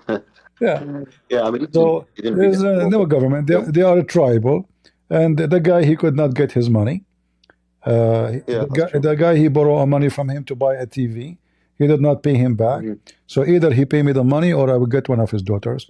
He brought one. I don't know how old. She is covered by the, you know, by the veil, so I could not see how old is she. I don't know, but she was. You can tell she is very young. So you know, the guy there, he told him, "Okay, take one of my daughters." For exchange of the TV. Yeah. Does that happen in Egypt too? It happened in all Islamic countries, you know. I mean, this is Islam, what we can say. Yeah, that's true. But like other countries, like have the law like set up to like 15. Like Iran has it set up to 13. Like Saudi Arabia has the law sets the age of marriage to 18. But in Iraq now they just made it 9 years old. Like I think it's like the law is nobody follow the law anyway. I mean, even if they make a law, yeah, I know, because you can still do something is valid just by having you know, a sheikh. He married the girl to you, or even 2 witnesses, you know, and that's it. There is no need for anything. Yeah, because the police rarely investigate cases of child rape in these countries. Yeah. or they don't investigate them at all. So Ahmed, what do you think about Christianity? Why don't accept Christianity as long as you decide to leave Islam? Well, I think that I've read the Old Testament, and the Old Testament also talks about like giants and things like that. Okay. It talks about like the Nephilim. So what do you think about the Bible? Like, isn't it like unscientific, like the giants in the Old Testament? Like what? Unscientific, like against science. Well, when we speak about God, God is above science. Like, when we say Jesus, he is born of a virgin, is that scientific? No. No. Yeah. It's not. So we have to agree this is not scientific. We're not like the Muslims. They try to make what is not scientific because they are hypocrite. So this is God power science. What we say science, like when we speak about the nature, like a nature of a human being. Can a human being, can a woman give a birth to a child? So if it happened that a woman, she can give birth to a child without a man, then we can say it's scientific, correct? Yeah, that's true. But if it's not, then we say, oh, this is against the nature of a human being. So because it's against the nature, so now it's not scientific. But we know that if you are a believer, believe in God, that he can do miracles, and Jesus did a lot of miracles. So why not? God is a miracle himself. So the God who is a miracle, why he cannot do miracles? So science does not, for us as a Christians, we don't do what the same as the Muslims. They try to fix mistakes in the Quran. We don't believe the Bible have mistakes. We believe that the Bible is above science. Like when we say Jesus, he put some mud on the eye of the blind man. There is no scientist in the world can agree if you put some mud on the eye of a blind man who is born blind, he will see, correct? Yeah. Yeah, that's true. But Jesus, he can do it, and there's witnesses for that. Even the enemy of Jesus, they witness. Like if you go and read the book of the Talmud, which is the Jewish book, rabbis, they wrote about Jesus, but they hate Jesus. They said Jesus did a lot of miracles, but they claim it was magic. So they could not explain why he can do it. Okay. So the Talmud actually says that he committed the miracles. The Jews they admit that Jesus did a lot of miracles, and remember, those are the ones who hate Jesus very much. So why the one who hates Jesus will say, yes, Jesus did a lot of miracles? So even the enemy of Jesus, they witnessed that Jesus did. Even Muhammad could not get away from it. So it was overwhelming proofs of witnesses to the point everybody believed in it, and it was believed by by massive number of people. Not like someone say Jesus did not do miracles in the hidden place. He used to speak to thousands, and he used to heal thousands, and when he do things, he do it in the front of everybody. Like the miracles of Moses. Exactly. Yeah, but the difference between Moses and Jesus, God, he opened the sea for Moses. Moses cannot open it. In the case of Jesus, he himself, he forgives sin. He himself, he resurrect. He himself, he control nature. So he have the superpower. Didn't Elijah do similar miracles? Not by himself. Not by himself. No, not by himself. Because the Old Testament says he brought him back to life. Elijah brought this person back. Yeah, but not by himself. He cannot do anything by himself. All the power belongs to God, and Jesus is the only one is in the Bible is called the Son of God. Even in the Old Testament, Daniel 7 speak about him. So isn't Daniel called the Son of Man also? Exactly, the Son of Man is Jesus. Yeah. But Daniel's also called the Son of Man because when God talks to the prophet Daniel, he says, Daniel, he never said that he is the one. He is the Son of Man who his kingdom will be everlasting. The Son of Man will come. He will come. It's a prophecy about the future. And this Son of Man, he will rule. He will be given the domain. It's not Daniel, Yeah, but I think there's like another prophet where God like talks to him and he says Son of Man, and he was like it happened during the Babylonian Exodus. Yeah, my friend, the Son of Man is mentioned in the Bible, correct? But the Son of Man there, it means the Son of Man. Jesus is the Son of no man. And when Daniel he speak about who is the person who will have an everlasting kingdom? God, correct? Nobody else. Yeah. And this is what Daniel he said. He did not say the Son of Man, he will have a kingdom for, let us say, 50 years, and then he will die, and that's it. He says his kingdom is everlasting. So this is cannot be about someone, he is son of a man, a normal man. This is about someone, he is a son of God, and he is son of man. Why son of man? Because he's a human. He have a flesh of a human. Okay. But in the same time, so Jesus is both. Yeah, in the same time, Jesus, like we were reading now before you show up, John chapter 5, where Jesus mentioned two things, that he's son of man and he's son of God. No, at the same time. In the same time, yeah. Son of man. Why Jesus? Why Jesus? He mentioned both. So heretic people later, like Muslims, they come, they say, well, Jesus was a human, and he called himself son of man, and yeah, that's true. So they can use it to say, well, Jesus says he's son of man, but we know that Jesus, he is a son of no man.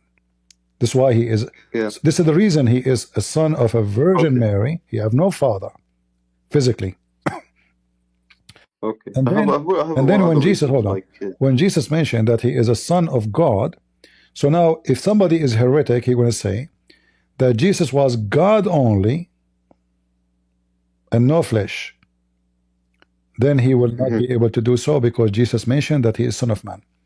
So when he say he is son of God, son of man, is to cover both sides, that he is God in the flesh of a man. Okay. A lot of people also doubt the authenticity of the Gospels. They say that they were written like 100 years after Jesus, and that the authors are anonymous, like Hamza and other people like this. Like who? That do dawah. Like Hamza, the person who does dawah.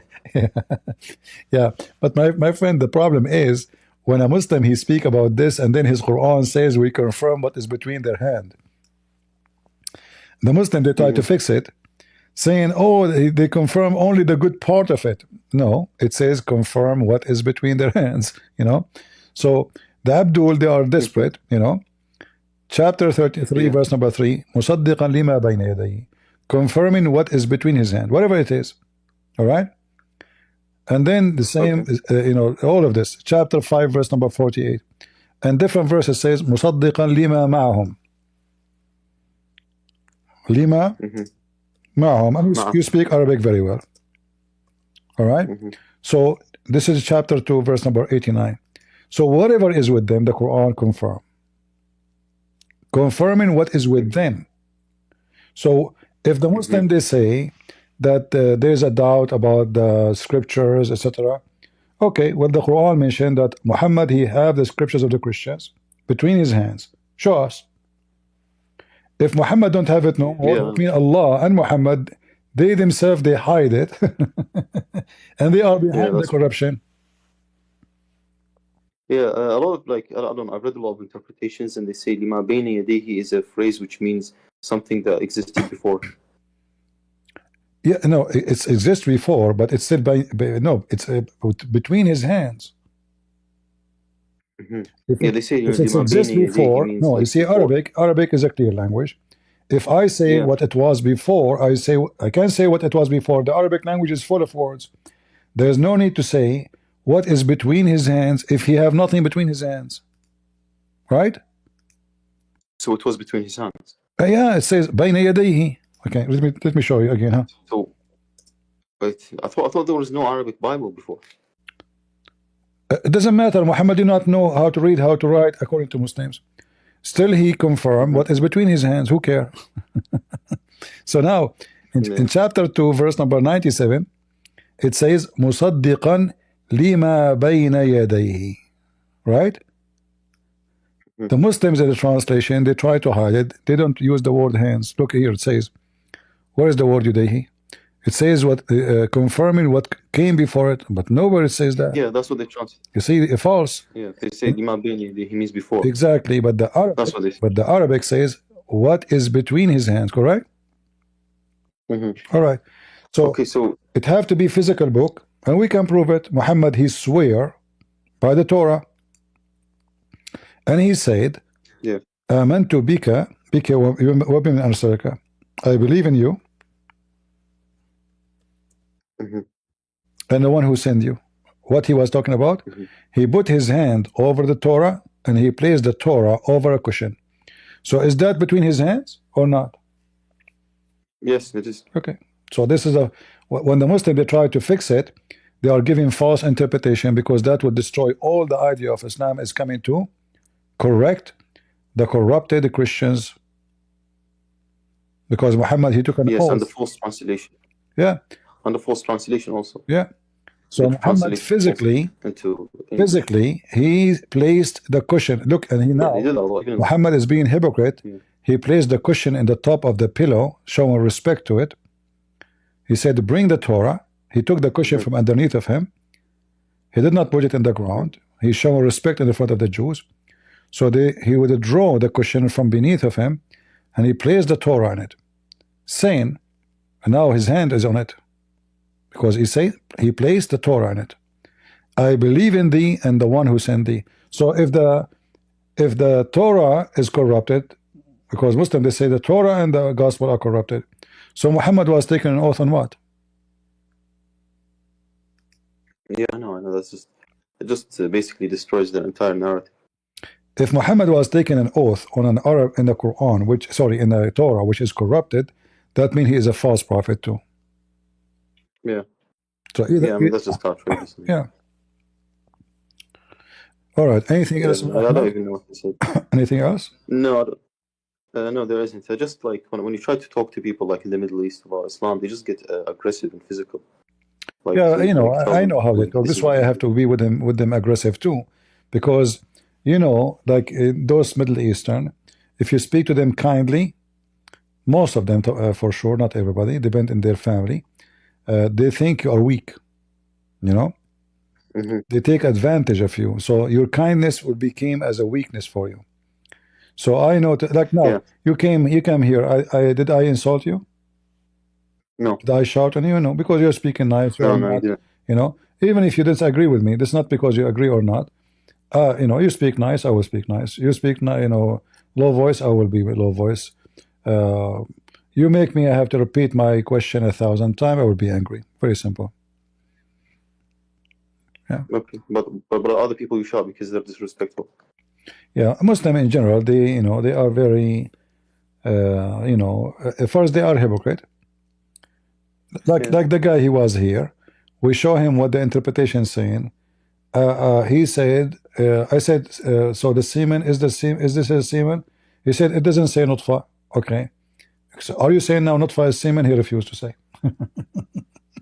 Yeah, I know. They just act like it's a joke. And if you confront them, if you confront them physically, they'll get angry. They'll fight you. And then he will try to change the topic because now he is in the corner, and this is what they do.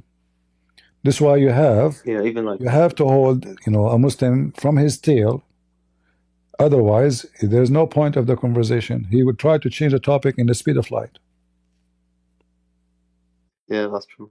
Yeah. Okay, so there isn't anything else. I'll be leaving now. I just wanted to one last thing. It's really unfortunate what happened in Syria, like how the HTS has taken over Syria. Well, Islamic countries, all of it is doomed. And I think, but Syria was better. I think the war to be continued, because now those Sunni, they are discriminating the Shia, the Alawi, the Christians, the Druze. So, maybe now they took over for some time, but a lot of forces, depend on what the international community they want. If they want to fuel the war again, if Iran wanted to send weapon and money, they can do it. And then the war will start again. Those countries, they cannot have peace. Those Islamic countries, they will never have peace. They cannot. Islam is a problem. Wherever you go. Yeah, like until now in Iraq, do we have a peace? No, there's no peace. No, they will never have peace. There isn't peace. There's militias. There's no war. There's Libya, Egypt. There is always a war between the Muslim Brotherhood and the government. Algeria, Morocco, Somalia. You name it. It's Islamic. I thought things were stable in Egypt. I thought things were stable. It's stable by the power of the police. The Secret Service and anyone who grow a beard, they arrest him right away. There's a war But there's an open war, and there's under, let us say, dark war, where at night, where the police come to your house and they grab you and you disappear. So yeah, that's true. They do those things at night. Yeah, when people they go at home, like 2 a.m. in the morning, 3 a.m. in the morning. Anyone, they have a police and a secret police informer in every street, every mosque. People say this guy said that, this guy said that. Arrest him, bring him, he disappear. So the war never end. And then if the government one day get weakened to do what they are doing now, then the Islamists will take over again, the same as what happened before. History will repeat itself. Yeah, the same as what happened. Yeah, the same as what happened in Iraq. The same. All Islamic countries, they share the same thing. And if, you know, like Western countries, like regardless with names, if they sponsor, or even Muslim countries, they sponsor other group, like Qatar is sponsoring Al-Qaeda, and Turkey is sponsoring Al-Qaeda. Saudi Arabia is against Al-Qaeda, against, you know, so like there's a war. There's a war within locally, and there's war between the Arab as a whole. So Qatar versus Emirat, Saudi Arabia versus Emirat.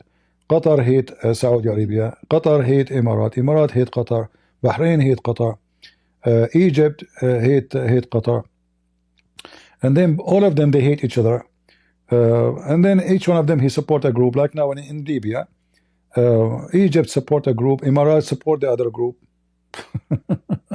You know, so it's a mess. Muslims. Yeah, but at least in some other countries you have like secular governments. Now, like in Iraq, you have an Islamist government, the Dawa party. Like it's a pro-Iranian. Iraq is in the verge of a collapse.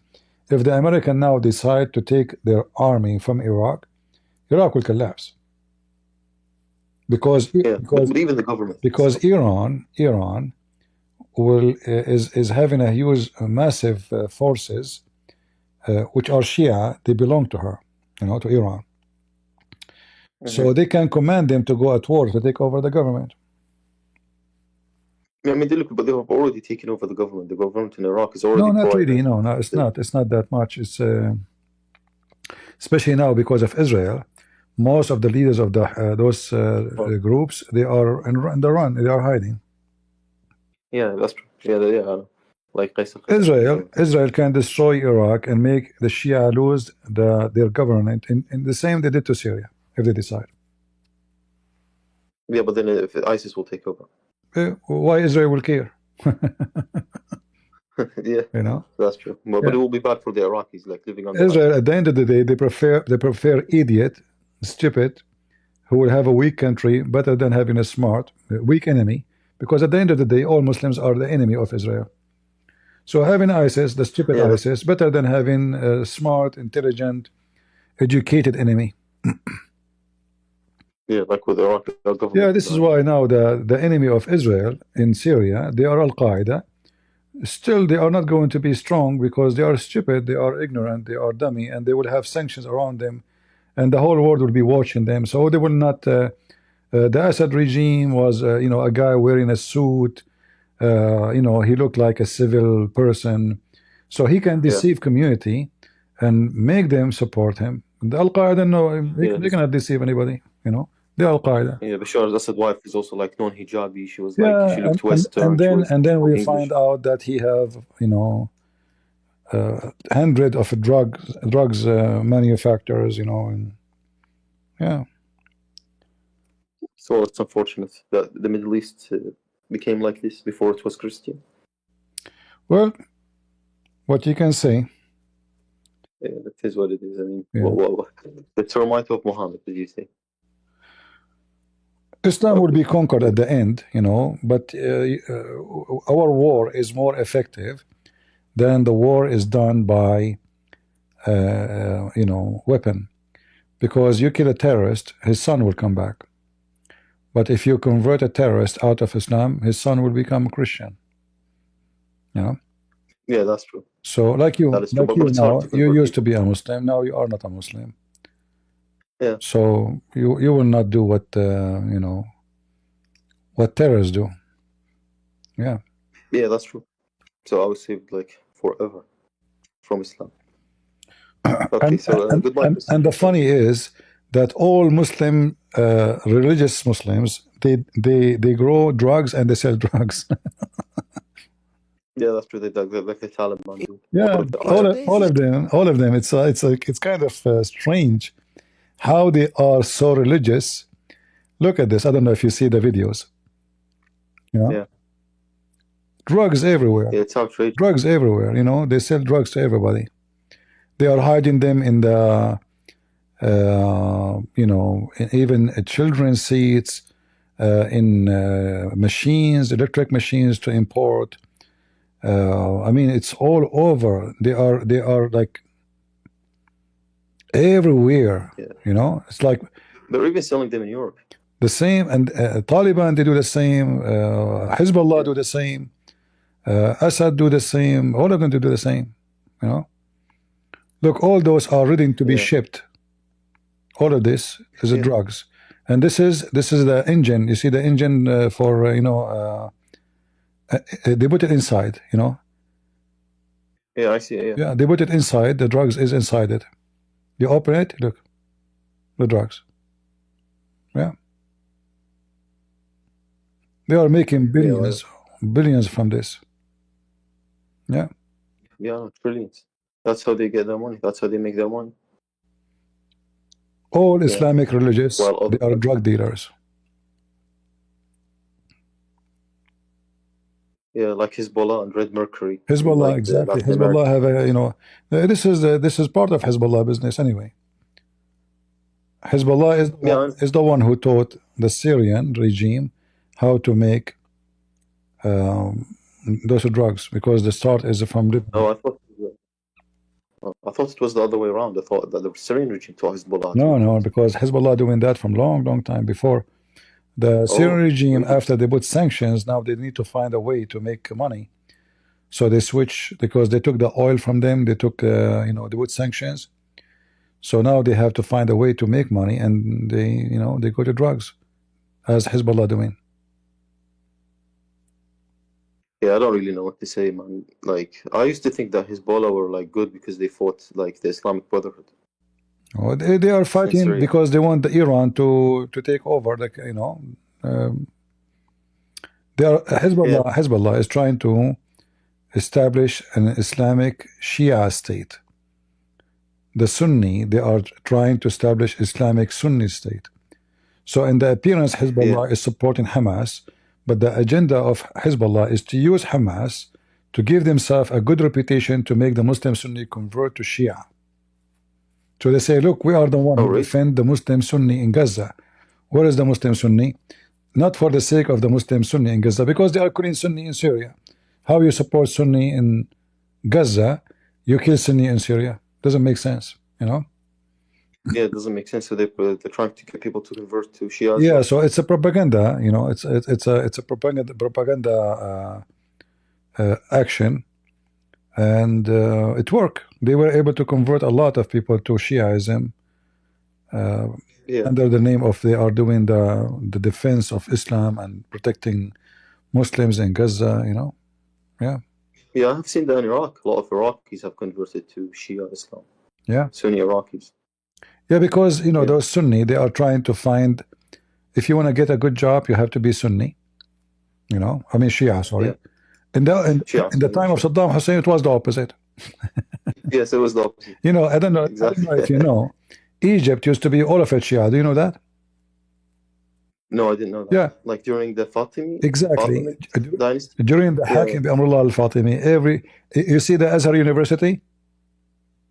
Yeah. The biggest university of Islam in the world is built by the Shia Caliphate. Yeah. But they weren't 12 Shia, they were Ismaili. Yeah. No, Al-Fatimi is a Shia.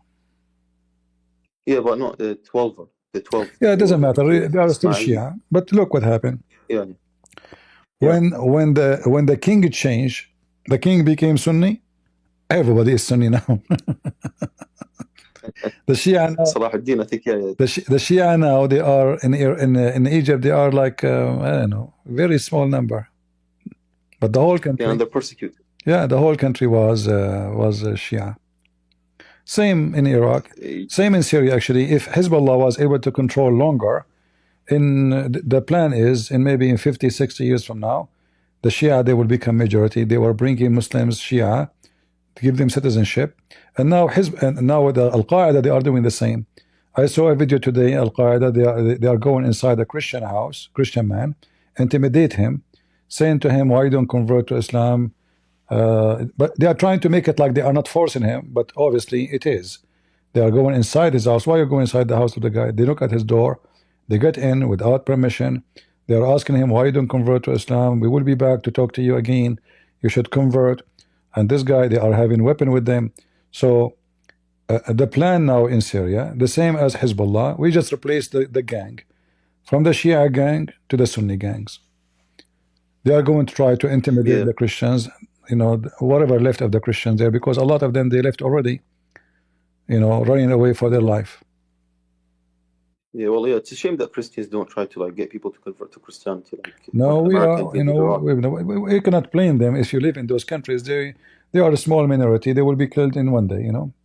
So they cannot really. They have no freedom. I'm saying, like, but this is why we are. This is why we are doing what they cannot do.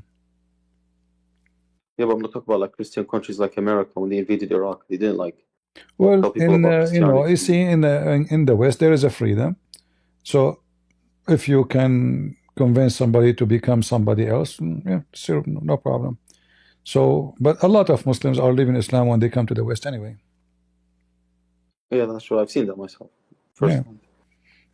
In fact, the majority of Muslims, the one who stay Muslims are minority.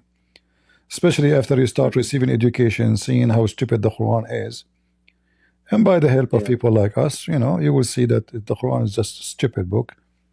So either you go, there's one of two options. Either you go in denial and you say, I'm not going to listen to those people and ignore whatever stupidity in the Quran, or you decide to leave. Most of the people, they leave. Yeah, but some people, like, their families kill them if they leave. Yeah. Or like they beat them up. All right, it's unfortunate. All right, thank you very much for joining us. Thank you, Ahmed. Thank you very much. Right. What's your name? Christian Prince. I was going to say Apostate Prophet. Yes, all right, no problem. Thank you. Goodbye. Do we have any Muslim would like to join us before we go? Last Abdul, we can take one more Abdul. It doesn't say Nutfa there, huh? No, I lost my voice screaming, you know.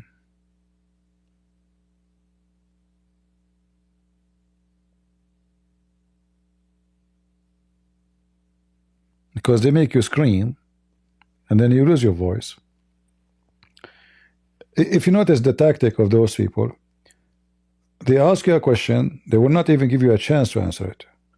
And then we start throwing things, and like he have many verses to mention, like this verse and this verse, and okay, well, just one by one. So suddenly Jesus is being cursed in the Bible. No verse in the Bible says that. You're a liar. It is Jesus who took the curse from us. We are cursed, that every human being, the wage of sin is death for him. That is the curse.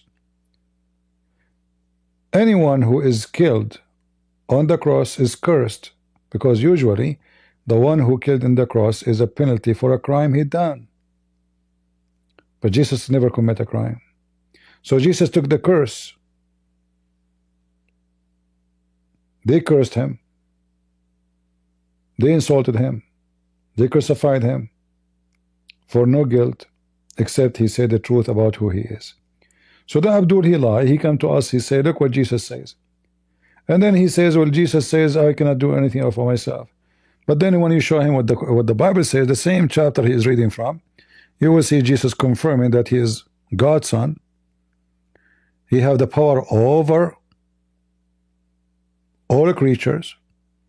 He's a judge, which means he's the one who forgives sin.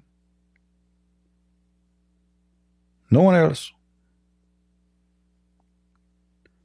Again, Muslims are hypocrite. This is why we cannot, nobody can take a Muslim.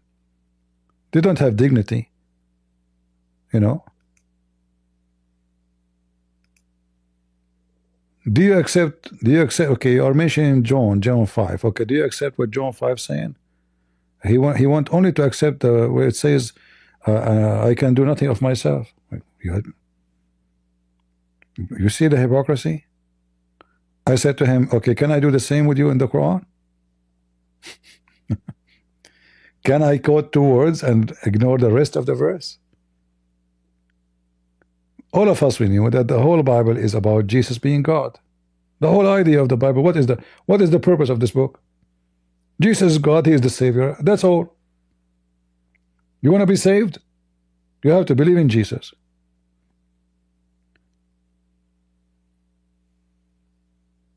So when Abdul he came to us and he say, oh, Jesus is nobody, he is just a man. Well, how he's just a man? He raised people from death, he forgives sin, he is the judge, he is everything created by him and for him. So he says, okay, or it says the Son can do nothing of himself. Okay, read the rest. But what he sees the Father do, for what things soever he doth, those also the Son he do the same. Because he's a son. So Jesus explained to them, they see in front of them a man. He have a flesh of a human being. Okay, okay, what is the authority you are taking? You know, who are you? Because people, they see a man, even his disciples in front of him. They said to him, why don't you show us the Father? And that's it. This is his disciple sitting with him, and he's asking, can I see the Father? He said to him, what? I am with you all this time, and you do not know me? Whoever saw me, he saw the Father. For I and the Father is one, or one.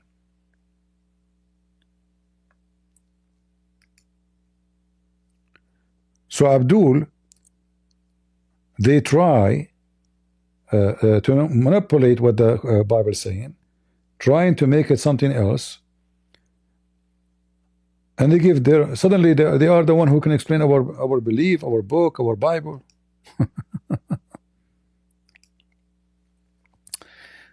So for the Father loves the Son, and what the Son can do, the Son will do the great work like the Father. For as the Father raises up the dead and quickens them, even the Son, he can do the same. It's in front of you. Is that a power of a prophet? He's calling himself the Son of the Father. And the Jews in the same chapter the guy Abdul mentioned, because he made himself equal to God. What he made himself to? Equal to who? Equal to God. That's why they want to kill him. So Jesus, you see it? So he go to chapter 5 in John, and he say John 5 says Jesus is just a man, is normally a human being. No, the whole John saying Jesus is God. The Jews, they thought more to kill him because not only he had broken the Sabbath, but he said that also that God was his Father, making himself equal to God. So the Jews understood very well what he meant by saying my Father. They did not take it about somebody saying he is a child of God, like we Christian, we say we are children of God. No, they understood very well what Jesus meant. He is the Son of the Blessed One. This one, the priest, they asked him in the court, are you the Son of the Blessed One? He said, you say so. Yes, I am. Are you the Son of God? He said, yes, I am. And that's why he was crucified. So he was crucified because he said he is God. And the same chapter they pick up for us is the same chapter saying that. They are hypocrite liars. And they shout and they scream, you know.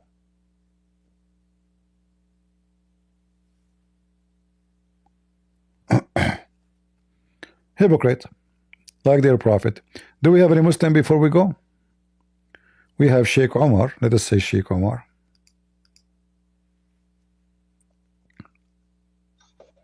Hello, I'm sorry to disappoint you, Christian Prince. I'm not a Muslim, I'm a Christian.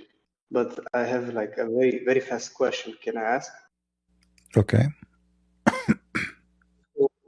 In the verse that you were speaking, 867, I don't know Arabic. I know some Arabic. So the word there in the Quran, is it a word that can be translated as loins, the same way a central father was saying? Your voice has an echo. You are talking about the Quran?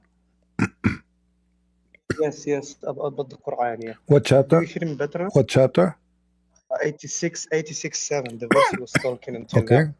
So can that word, the I think a sulb, it was the word. Can it be translated as loins, or is it backbone every time? It is the backbone, and Muhammad confirmed that in the hadith. That's what I needed to know. Thank you. That's just because you know what sulb mean? You know what sulb mean? So what you know what sulb in Arabic mean? No, I don't know. Something That's what I'm asking. the hard part of the body. What is that? The very hard. So in Arabic we say al-hadid al-sulb. Al-hadid al-sulb. Do you know what that means?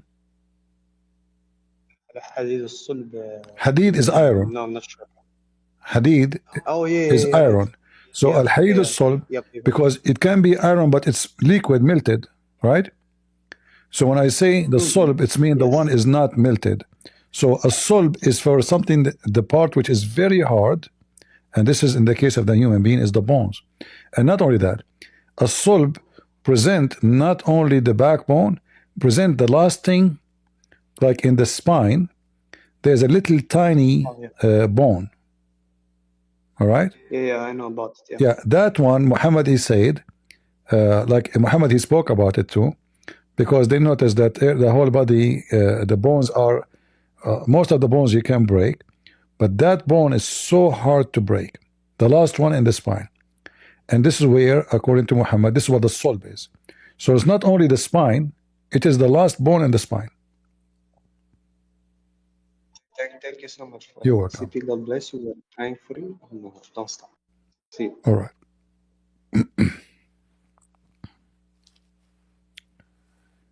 Yeah, sulb is a very solid, and the sulb here is the last bone in the spine, not only bone. Like there's a hadith about, I'm trying to remember it.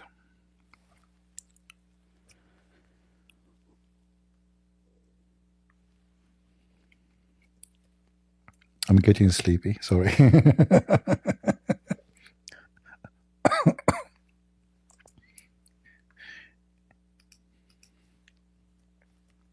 I have to clean the snow from the morning, otherwise the driveway will be blocked. All right.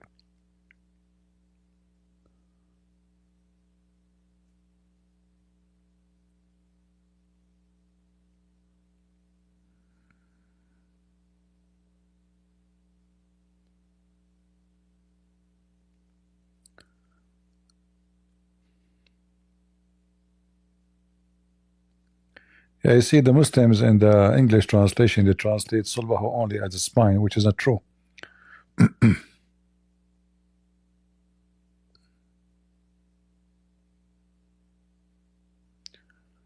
It is the last part of the spine, where when you sit.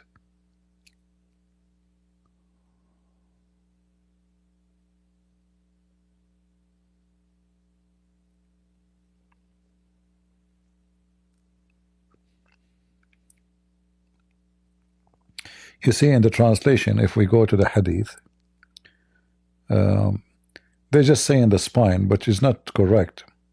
It is the last bone in the spine. We can go to the dictionary.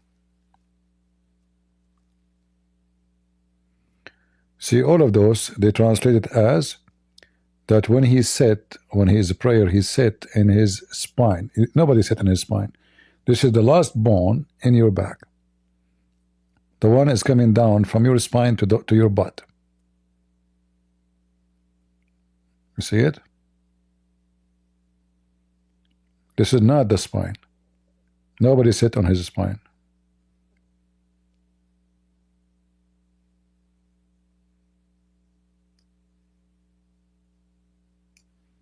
It is the last bone,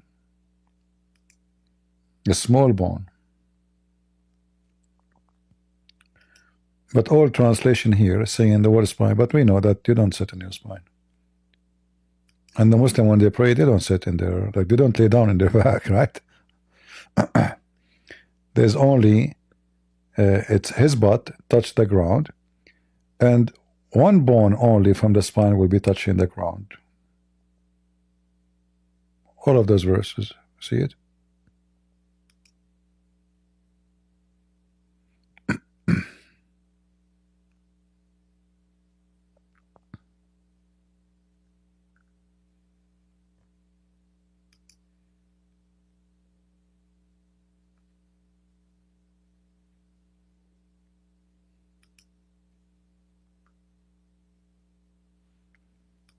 Yeah, anyway, the Quran is so clear, and the interpretation is so clear, and we made the Abdul Shish Kebab for today as usual. Alright guys, it's time for me to go. I wish I can stay longer with you, but it's time to go.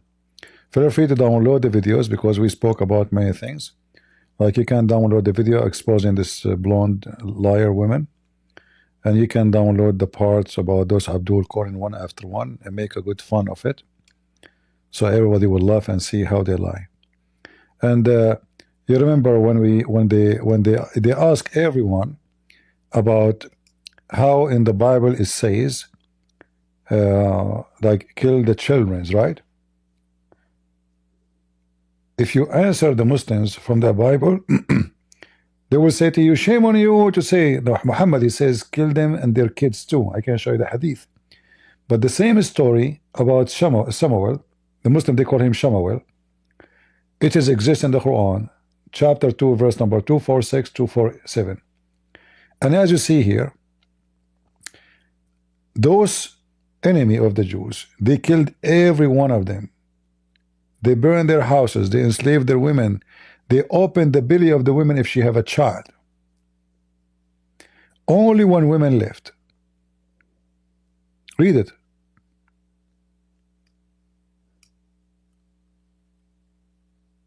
So they stole their Torah, they destroy everything. They took the tabut, the what they call it in English, where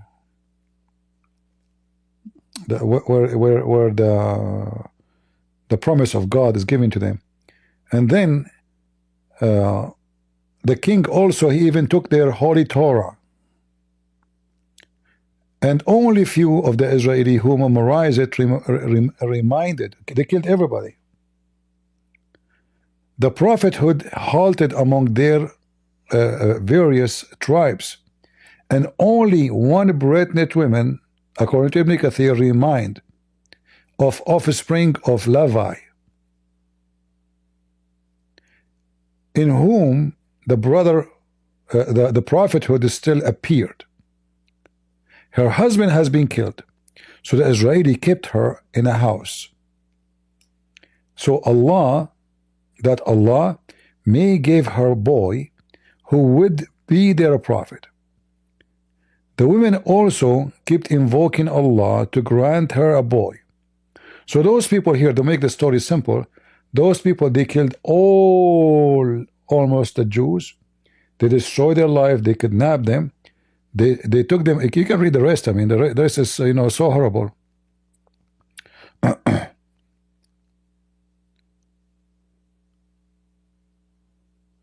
And now Allah is commanding the Jews to kill those enemies. The Jews, they refuse. So Allah, he cursed them. The Bible says they refuse to kill them. So the Quran is copying the same story. And then the stupid Abdul, he do not know, because he's ignorant, he do not know that this story exists in his book. So he go to every Christian, he say the same question for him. Why your God in Samuel says, etc., etc., etc. So now he is so pissed off when I showed him it is in his book. And Allah command the Jews to do jihad and to kill them all. And they refuse. And you can read the rest of the story if you want. Again, this is a chapter 2, verse number 246. You can read it in Ibn Kathir because it's in English. However, we have it in many other books in Arabic, but I'm showing you just the English one. All right? So take notes. Chapter 2, verse number, no, not 246. Chapter 2, Quran, 246. 246 and 247. So chapter 2, the cow, verses 246, 247, and you can read the interpretation for it, and you will see the same story. And regarding killing the kids too, even Muhammad, he says, they came to him and they said, when we go and attack the enemies, the one want to enslave them, we we kill kids. Muhammad, he says, okay, so what? They are of them. You kill them.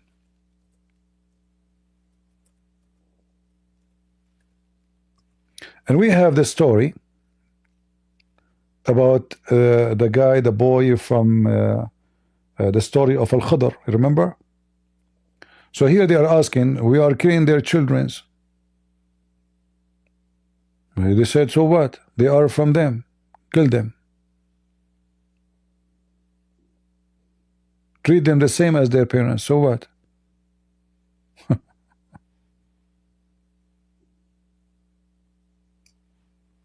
He did not say shame on you.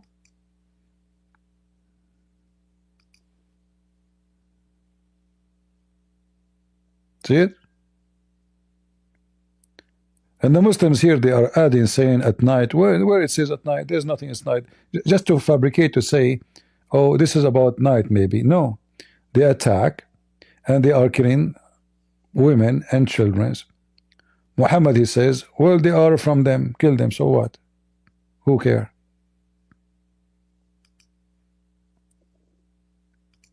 And why you are attacking them anyway?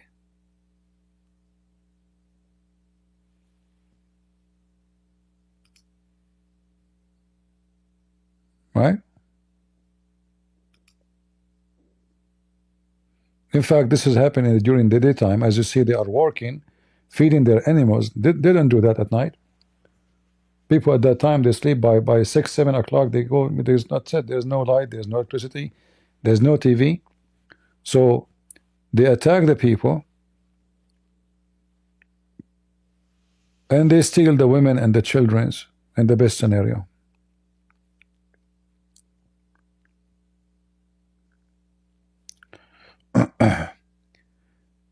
Can you share any text in regard that Judas taking place, Jesus' place on the cross? Where we can find this text? What do you mean? The Bible teach that Judah, he took the place of Jesus? The Bible teach that Judah was crucified instead of Jesus? Oh, you mean in the Quran? Oh, okay. Maybe next time we go live, we can show that. This is, the Muslim, they try to find the stories, to fabricate stories. No. So when you ask the Muslim, where you get this story from? Nobody can answer you. Where this story came from? That somebody he took the look of Jesus. Can you tell us? They can't answer you.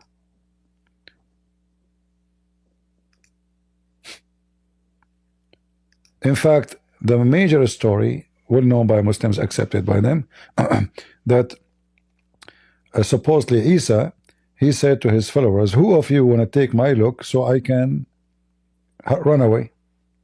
So Allah, he placed the look of this person who accepted. He was the youngest between them, and he looked like Jesus, and they crucified him. They don't say it's Judah.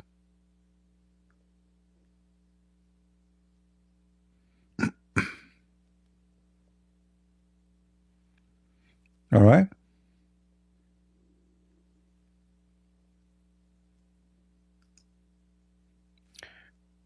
Now we better show you this picture here to make you relax after speaking about the blood and killing and the filthy Muhammad and shouting for long and many hours. I hope we have a good time together, guys, and we pray to the Lord. He opened the eyes of the blind. Muhammad it's not only obvious that he is a thief, he is a liar, he is a fraud. This person is sick in every way, every mean. There's not a single thing about him is not evil. Like, you know, usually we commit sin, all of us, we commit sin. But, you know, there's a good part of us, you know, like majority of us, we have like negative part, but the majority of our self is positive. Like we feel bad for somebody, you know, like even those, criminals who they are in jail, when they see somebody is a like he's a pervert who is attacking children, raping children, even those criminals, they have morality, do not accept him between them. Even criminals, they get upset from a pedophile. So Muhammad, if he go inside the jail because he's a pedophile, he will be killed. Even the criminals cannot take him. So how in the world this person can be called a prophet of God? What a pervert. Thank you all for being here. May the Lord bless you. Download the video, cut it pieces. I don't keep my videos. However, if any video you want, you did not find it in my YouTube in the future, you can go always to Rumble and you will find all my videos there, which means I delete my videos in YouTube, but there the backup is in Rumble. So you can go always to Rumble and you can download the video if you wish. God bless you. God is good. So is Jesus. I mean to that. And see ya. Bye-bye.